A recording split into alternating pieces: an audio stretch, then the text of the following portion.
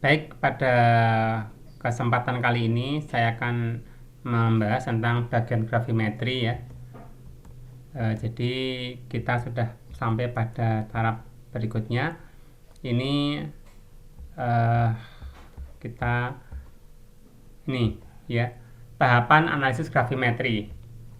Nah, untuk tahapan analisis gravimetri ini yang pertama sampel berupa padatan ya. Padatan ini dikeringkan, kemudian dilarutkan. Jadi kalau ini larutan, ini air, maka nanti dia akan dilarutkan dulu ke dalam air. Kemudian setelah itu ditambahkan dengan reaksi yang berlebihan. Jadi ditambahkan dengan reaksi yang berlebihan, ini reagen berlebih ya, sehingga nanti di sini akan timbul endapan ya. Ini muncul endapan. Nah, setelah muncul endapan, kemudian disaring atau dicuci. Dan dicuci ya tentunya ya. Ini kemudian setelah itu endapan dikeringkan. Setelah dikeringkan kemudian ditimbang. Nah, akhirnya kita mendapatkan endapan sekian gram biasanya atau sekian miligram ya. Nah, kemudian ada syarat yang harus dipenuhi ketika kita melakukan analisis gravimetri ya. Yang pertama adalah proses pemisahan harus berlangsung secara sempurna. Kemudian setelah itu ada juga syarat yang harus dipenuhi, yaitu endapan yang ditimbang harus mempunyai susunan yang pasti. Jadi ini pastinya adalah kita punya rumus molekul ya. Jadi rumus molekul yang pasti. Karena kalau tidak diketahui rumus molekulnya, maka kita tidak dapat melakukan perhitungan. Nah, ini contoh penggunaan faktor konversi dalam analisis gravimetri ya. Kita punya contoh kasus, yaitu suatu analisis kandungan perak dalam mata uang. Dulu mata uang itu dalam dinar dan dirham ya. Dirham itu perak, kalau dinar itu emas. Nah, jadi mata uang yang mengandung perak itu ya dianalisis. Nah, peraknya diendapkan dan ditimbang dalam bentuk endapan AgCl. Ini AgCl endapan. Nah, kemudian jika tahap akhir endapan didapatkan endapan AgCl sebanyak 215 mg, berapa massa Ag? Nah, dari sini kita akan menghitung berapa dari massa AgCl ke Ag. Jadi di sini kita punya massa AgCl ya, AgCl ini kita konversi ke massa Ag. Nah, ini berapa nanti?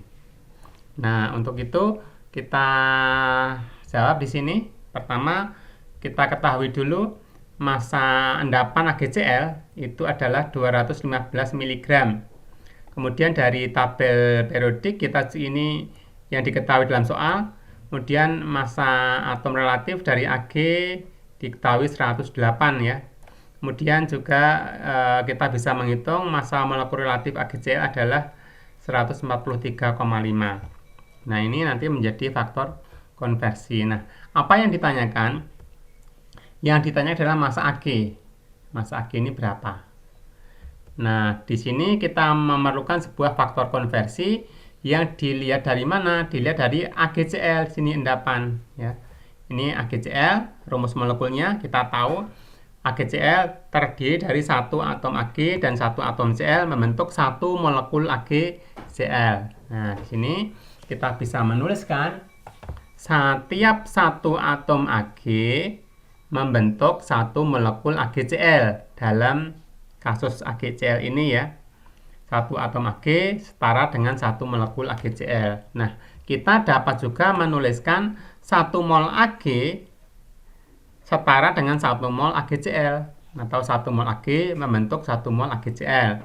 Kita juga bisa menuliskan dari sini ya, dari yang diketahui ini sebanyak 108 gram Ag setara dengan 143,5 gram AgCl. Ini merupakan faktor konversi yang dapat digunakan di dalam contoh kasus ini. Nah, bagaimana menggunakannya? Ini saya tuliskan. Nanti untuk menghitung massa Ag, massa endapan Ag itu dihitung dari massa AgCl endapannya kali faktor konversinya. Nah, faktor konversinya dari mana? Ini dari 108 gram Ag itu setara dengan 143 gram AgCl. Nah, ini nanti bisa kita gunakan ya. Dalam hal ini penggunaannya seperti ini. Massa Ag itu sama dengan 215 mg AgCl kali faktor konversinya. Dari sini kita tuliskan setiap 143,5 gram AgCl itu mengandung 108 gram Ag. Nah, dengan demikian ini bisa kita cancel gram AgCl dan ini juga gram AgCl bisa kita cancel. Kita mendapatkan massa Ag adalah 161,8 mg. Nah, jadi massa Ag dalam sampel adalah 161,8 mg.